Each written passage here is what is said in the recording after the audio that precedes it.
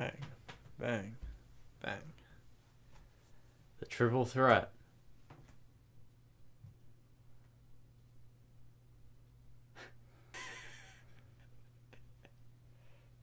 You've got some energy right now, and I'm not sure I'm ready for it. Ask me what's in my sweatshirt. Oh, what's in your sweatshirt?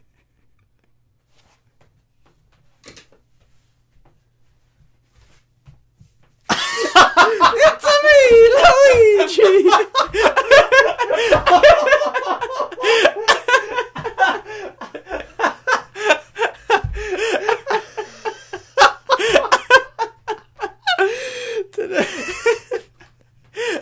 Today, Luigi and I are going to be reacting to some Alan Watts.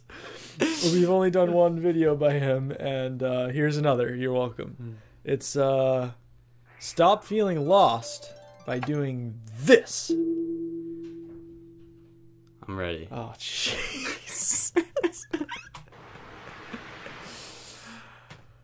It's very funny to come to California, you know, when you've lived elsewhere, and it's been an ideal, and suddenly you wake up and you realize you're there. Huh? You know, you're on vacation. You've got there. And everybody else envies you. True. And so we have to learn how to be there, or rather to be here. Of course, it is always possible to construe the thing in another way, and to say, yes, it may be a game, but it's a ghastly game, it's a grim game. It's like a child who's caught a fly alive and is picking the wings off it. The universe is that sort of scheme. It's a trap. It's a thing that gives you hope. There's always dangling possibilities in front of you to keep you going, but then it grinds you up. And then it revives you a little, like a master torturer, keeping a person alive in order to experience pain. There is a kind of inverted mystical experience that people occasionally have, where they see the whole universe as this sort of trap. What was that beginning? That's a sneeze. Oh, and no. So sad. I liked how he started, and he was like, "Now we're in California, like you're the thing everyone envies. Everyone envies you, and now you need to learn to be happy with it." My mom told me about this book that she came across a while ago. Like, she said she came across it like 20 years ago, and she never read the book, but the book title is all she needed to know about the wisdom of it. And the book title is Everywhere You Go, There You Are. Definitely want to read that at some point, but that's why I feel like this is so poignant, the idea of vacation culture, because if you're unhappy here, you're not going to be happier on vacation, and if you think you are, it's probably just a mental construct of what you think is going on. Or afterwards, your reflections, you're like, that was so fun, but like probably didn't have that much fun because you're just with yourself. Yeah, like you keep reflecting on how your beach days were so peaceful, even though during those beach days you were like always nervous about like if you're getting too much sun, if have enough drinks with you, have enough food. Exactly. Like that's for that reason I feel like I'm struggling more and more in a good way. Like I'm stopping my excitement with things coming up. It's like people will suggest things, and in the past I always felt a bit of resistance to it, but I would always be like, "Oh, that sounds so fun." But I think I'm really feeling in now and realizing deeply that it doesn't matter what I'm doing. It's just like I could be at the most fun external thing that I could possibly construe in my brain, but if I'm not in the right state of being, then I'll miss the whole thing. Or I could just be in the reverse end of that, and if I'm in the grocery right, store, the grocery and you're store, feeling good, and if you're feeling good, grocery store trip is magical. I've had a couple of those recently where I'm just like meeting people's eyes for a little bit longer than they were expecting, and just have these magical moments with so many people while you're just gathering food in the grocery store. Like, so cool. Yeah. One time I was in like an altered state of consciousness. It was like the first time spirituality ever slapped me. I don't know if I've told you. I think I've told you this story. Maybe. And it was when I first discovered Sadhguru. This was like 4 years ago. Whoa. Yeah. Okay. And I like walk out of my apartment and there's this marathon going on right outside of where I live. And there's a drum line playing. And I'm sitting and I'm watching the drum line. And then I go into like a trance state, which is something I had never like heard about before that. But all of a sudden, like, things just started like glowing a little bit, and like everyone looked very friendly to me and this type of thing. But I went to the grocery store because I needed food for that night. Wow. Because when I was living in Germany, it was kind of like I would just buy what I needed for that evening because I had a store like 30-second walk from my place. Yeah. So I walk into the store and I'm just like exploring, like, whoa, this is kind of weird. But then I see a coconut, and I'm like, I had never seen a coconut in person before that I can remember before that. So I walk up to this coconut, and for like 2 minutes, or I don't know, time might have been like loopy at that point. I just pick up this coconut, and I'm just rubbing the fur on it. And I'm in this store just doing that. And then like it hit me after like whatever. It was probably like 30 seconds of me rubbing this thing that I was like, oh, people are around me. So I just left with only the coconut. No and then way. and my sister comes over later and she's like, what's for dinner? And I'm like, oh, I need to figure something out. I've never heard that story. That's awesome.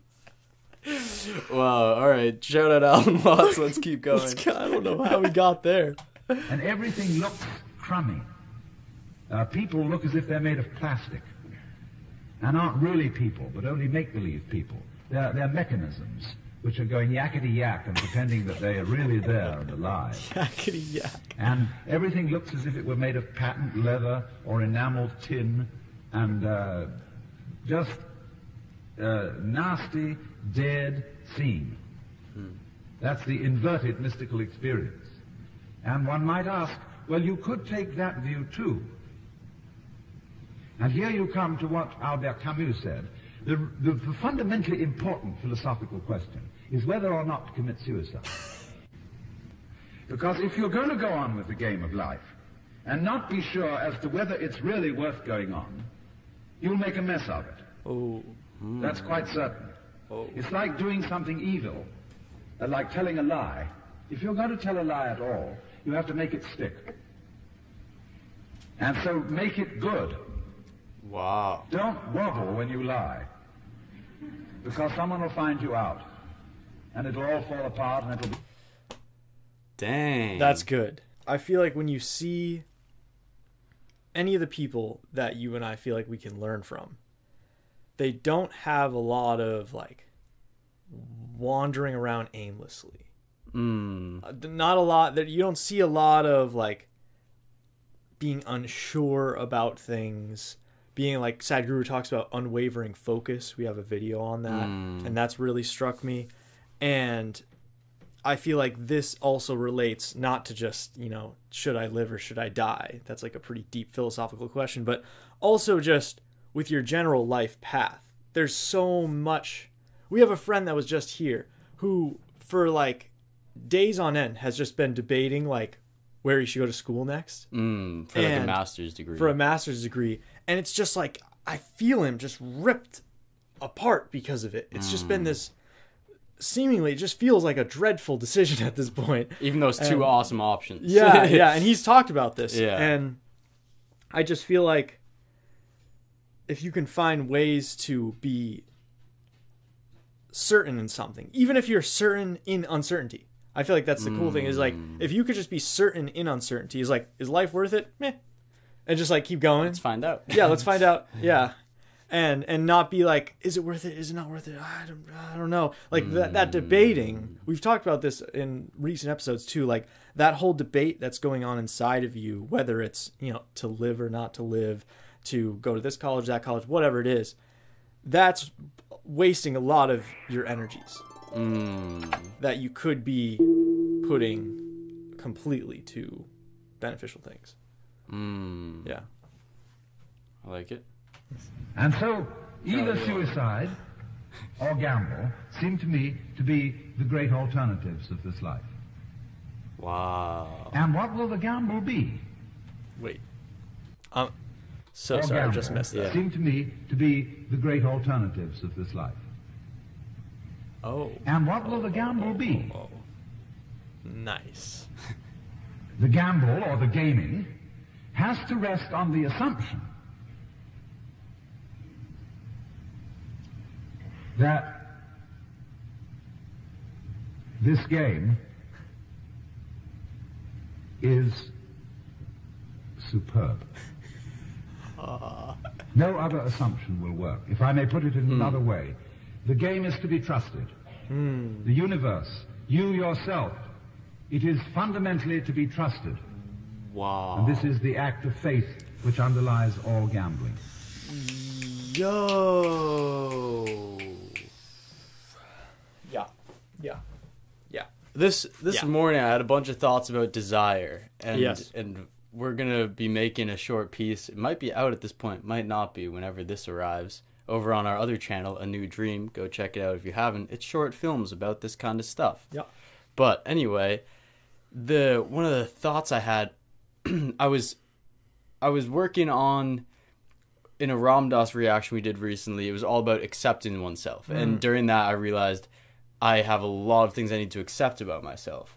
So this morning I was doing a practice or two about like accepting myself, and realized that a lot of things that I don't accept about myself are things like that I am afraid to trust, that I don't trust things. And that was wild to me, because it's like, if you are going to actually fully involve yourself in something, you need a full trust in it. Yes. Because if not, you cannot have a full commitment, because there's always going to be pieces of you held back. And it can't be full trust. What I've found is that when I give my complete and utter like focus, everything I have, all my passion to something, it can't be trust in an outcome. It has to be trust in the thing. Ooh. You know? Because if you're trusting in the universe, that's one thing. But if you're trusting in the universe to give you a happy, long life, that's a whole other thing. And I think that is not what we're talking about here. What's the point if you're going to give yourself not 100, like as much as you possibly can to it? Because you'll never, ever know how deep it can go, or how deep your potential is in the thing, unless you give yourself completely to it. So I like that he's going like universe here, and I love what you just said about do not put it into the consequence. Don't put trust in the effect or the end result. Because if you do that and you get to the end result, then your trust is gone because you've achieved the thing. And if you don't get it, where's my trust now? If you don't get it, you lose the trust, because you're like, oh, I didn't achieve this result. You didn't give me this, universe. Okay. Because, like, who are you to decide what the universe is going to end up doing to you? You're not.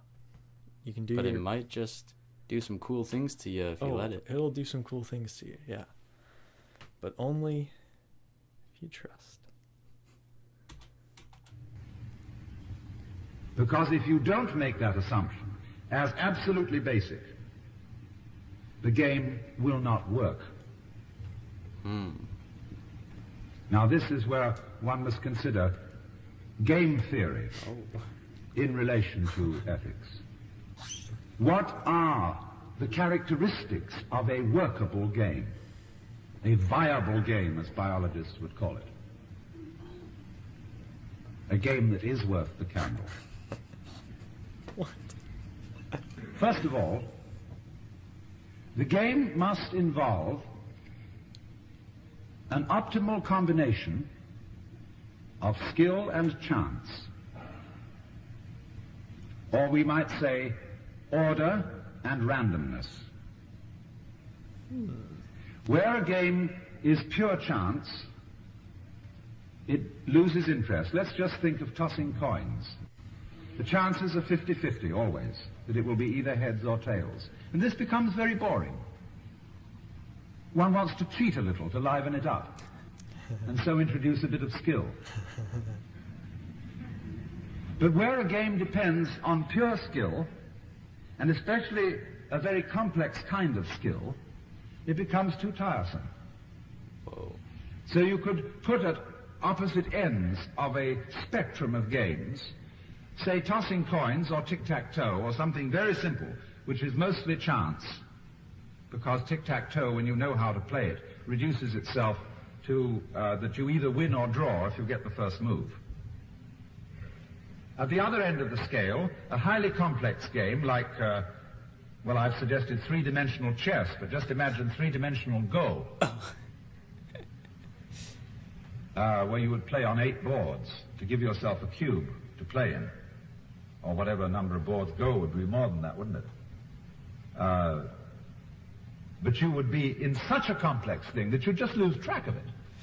Yo, this is kind of nuts, because last night we played a game with some friends that we had never played before, called Sneaky Hitler or Secret Hitler. Sneaky's cooler, but it's like Sure. it's this game where it's kind of like Werewolf, if you've ever played that, where it involves people having identities that other people don't know, and you need to figure out who's who, like who are the good guys, who are the bad guys, pretty much type of thing. But we were thinking a lot about how that game was like showing us a lot of our own inner dynamics and how we're like thinking about other people. And then I had this thought where I was like, wow, the best games, I was going to say this morning, the best games are like simple enough so that you can just play again and again and again and again, but advanced enough that you can get better and better and better and better and like observe more and more deeply. And it's just interesting now hearing him say that in much clearer language of like, and then comparing that to life and being like, if you make life a game, your perception of life a game enough that it's like, I have a lot of skill, but I don't know. There's so much luck involved, so much chance. Yeah. It's going to keep you in this space of constant exploration, but also constantly wanting to improve your own skill.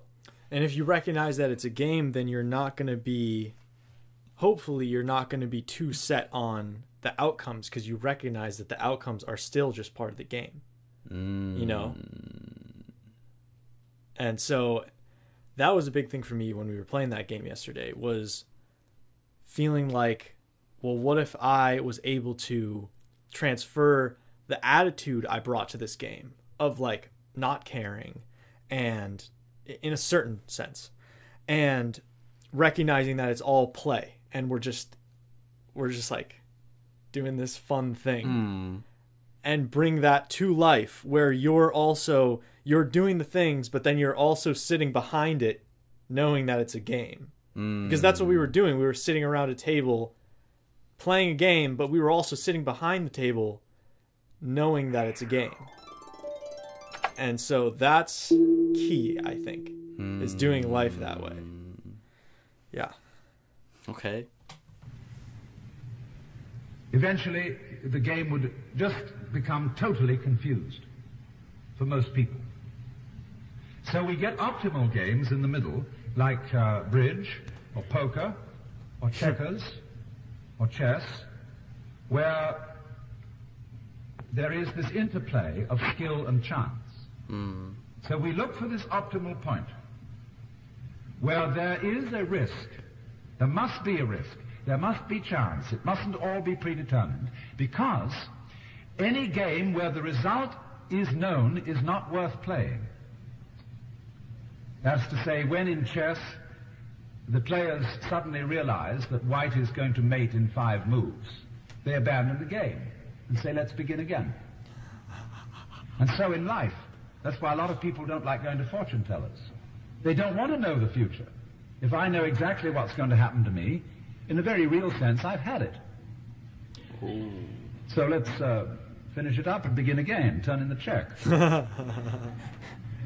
You see, the whole fun of the situation of a game is that you don't know the outcome. And that's why it's worth playing. Wow. This is one characteristic of a viable game. A certain combination of skill and chance. Now there's another which is of a much more ethical type. And that is, I will call it trusting the game. Because if you don't do this, in other words, if you won't gamble, you won't play. And here is the point of the necessity of the gamble. That corresponds a little bit to the necessity of having chance as well as skill in any game that really works. I like that. This feels similar to what Ram Dass says when he's talking about, are you someone that wants to enter into the spiritual path? Or are you someone that wants to enter into the spiritual path?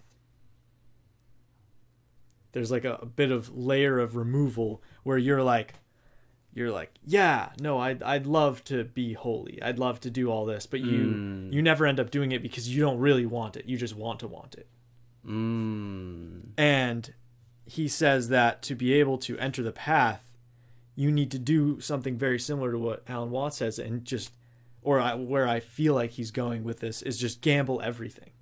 And just literally go all in, completely into it, and don't leave anything behind. Like if you want to go on the spiritual path by giving up your attachment, don't keep some, is what Ram Dass says. Don't keep some for yourself. Give it all up. You got anything to say, no, kiddo? Let's keep Little going. Luigi. Let's keep going. I'm big Luigi. Little Luigi. But the necessity of gambling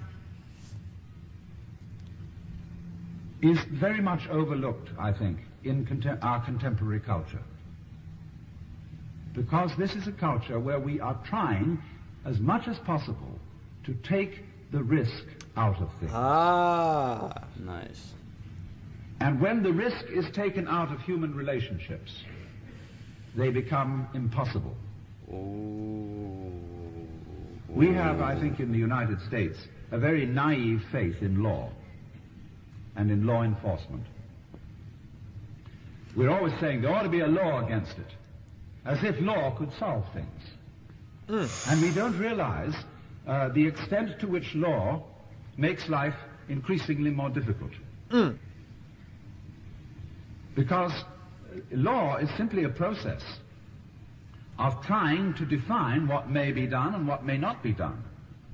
But the moment you start talking, the definitions become increasingly complicated. And lawyers love this. They live on it. So it's always an interminable discussion of what did they mean when they said that?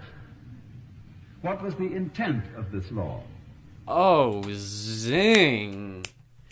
That's worth some snaps. And as laws multiply, with the avowed object of protecting us from each other, they do not so much succeed in protecting us as they do in making it impossible for us to act. And so the ultimate police state is, of course, the safe state, the security state, where everybody is checked. And you see what this is? Mechanically speaking, it's a system of very elaborate self-consciousness.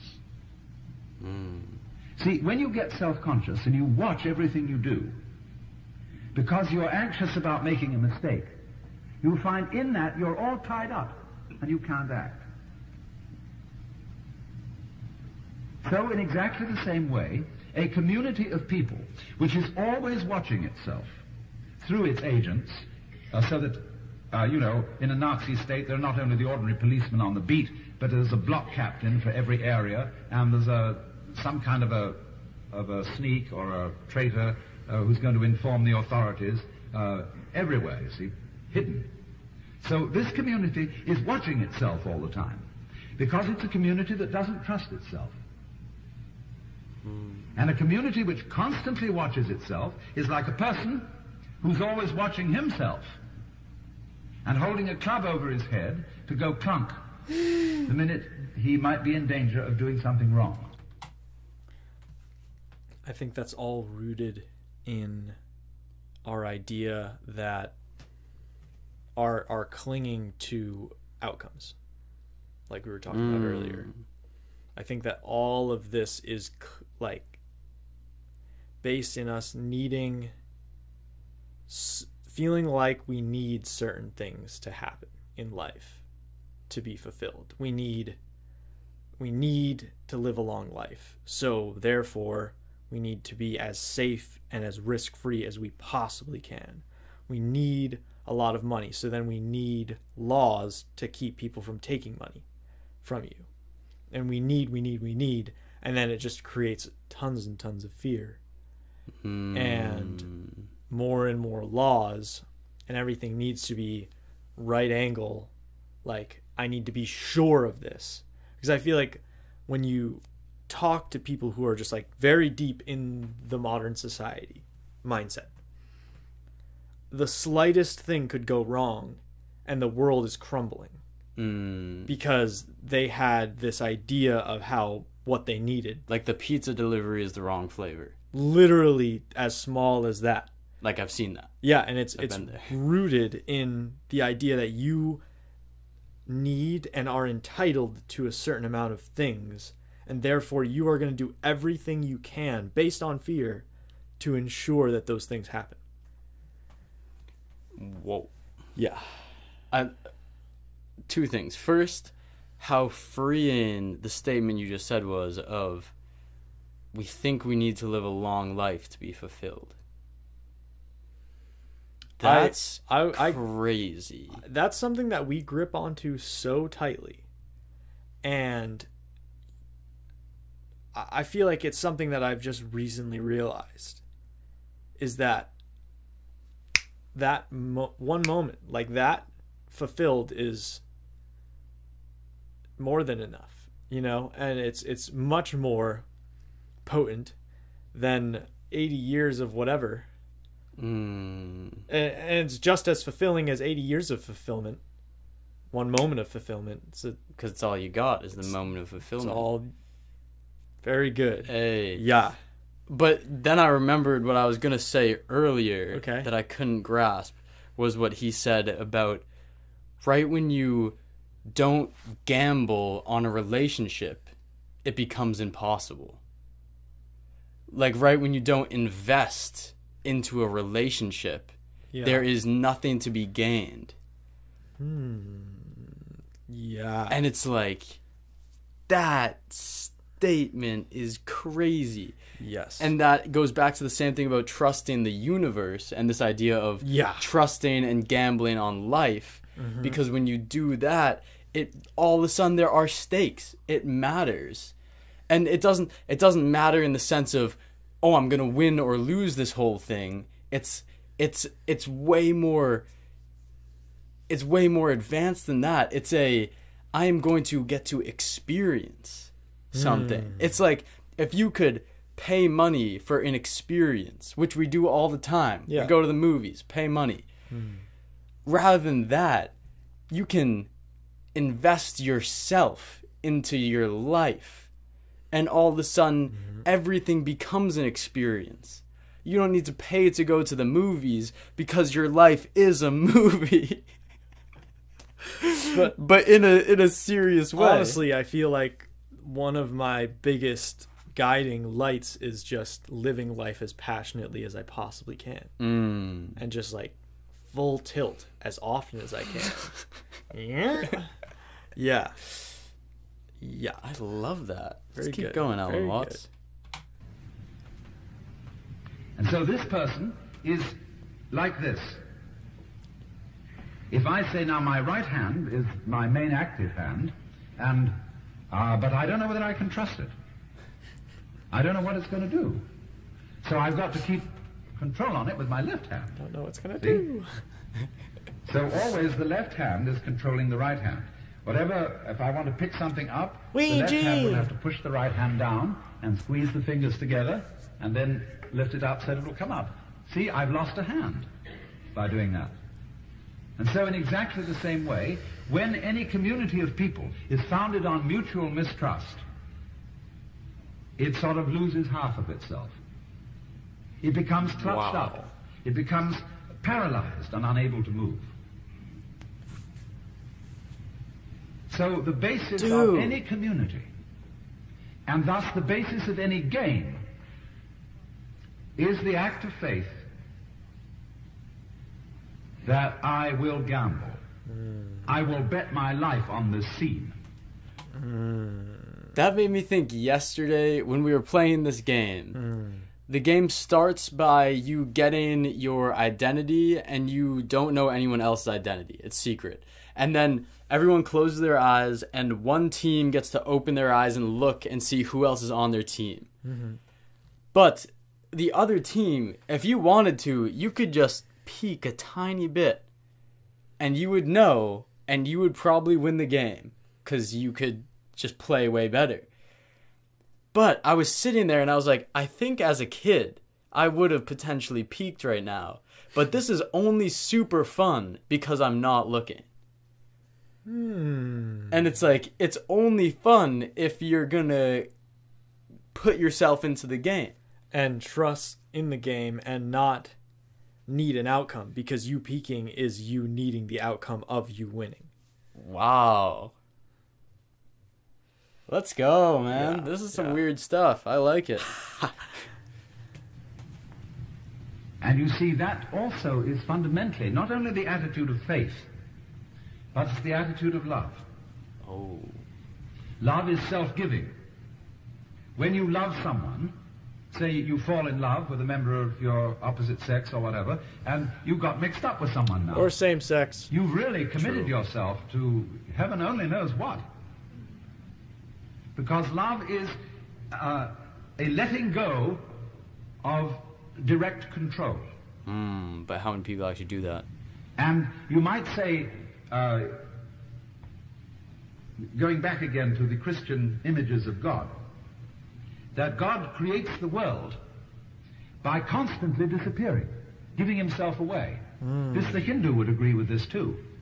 That insofar as everyone here is God in disguise, but doesn't know it, this is because you, as God, are constantly giving yourself away to you.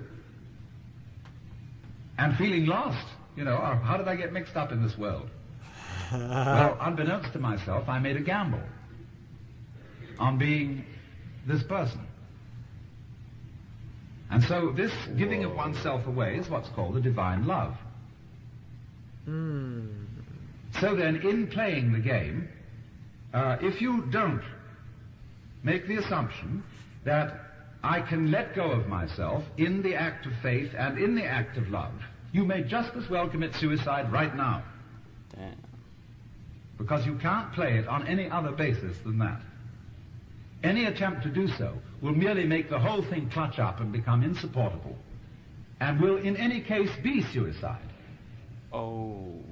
See, when we get the ultimate weapon, with which we know we can be safe because nobody else has it, just because we wanted to get that ultimate safety and get that ultimate weapon to defeat our enemies, it will be suicide. Because life really is not the avoidance of death. Death is the avoidance of death. The constant. Dude, that's... Oh, I feel like that's what we've been talking about this whole time. Dang, that was like the summary line right That was the summary line. Death, or life is not about the avoidance of death. Oh my goodness. That's a universal bar. Oh, yeah. 100% stamp. Luigi will stamp that. Luigi, we didn't need Luigi to stamp that. Okay. That's incredible. Because if you are able to separate your fear of death from the act of living, then you're free in a lot of ways. Not completely, but it's like that is a huge bit of freedom that you've just gained. Is you're not afraid of the end of this, because when you're afraid of the end of this, then you can never do it. You're just do it. You're just always thinking of what the heck the outcomes are going to be, but you never can know what the outcomes are going to be, and you're going to always be trying to make it safer. There is no safety. You can never guarantee safety. No safety out here. Yeah. And if you like Alan Watts just said, if you guaranteed full safety to yourself at some point, gain power over all your enemies, then the game's over and life is pointless. Then he goes, because death is the avoidance of death. Once you're dead, then you've avoided death, because death is this thing that cannot be avoided if you're in life. And it's just pointless to try to avoid, because it's like, that's not life, that's death. Right. Okay. That's kind of neat. That's far out. Yeah. Far out. All right, let's finish this up. Constant terror of death, the constant putting it off, constant vigilance that one will not die. That is death. What we call life is fundamentally willingness to die. Wow. Constant jumping of being into not being. So long as you do that, it goes on. So long as you shake the dice and you don't know how they're going to come out and flip, the game goes on, you see? So long as you take a chance. So long as you take a chance. I want to take that last bit and put it at the beginning of a rap song. Or something like that. Yeah. So long as you take the chance. Oh my gosh. I'm feeling really weird right now. Yeah. It's good. Yeah. Thanks, Alan. I'm feeling real weird. I'm feeling though. And that's what we're looking for. All right. Go out there, get weird. Remember, it's all a game. Much love. Much love.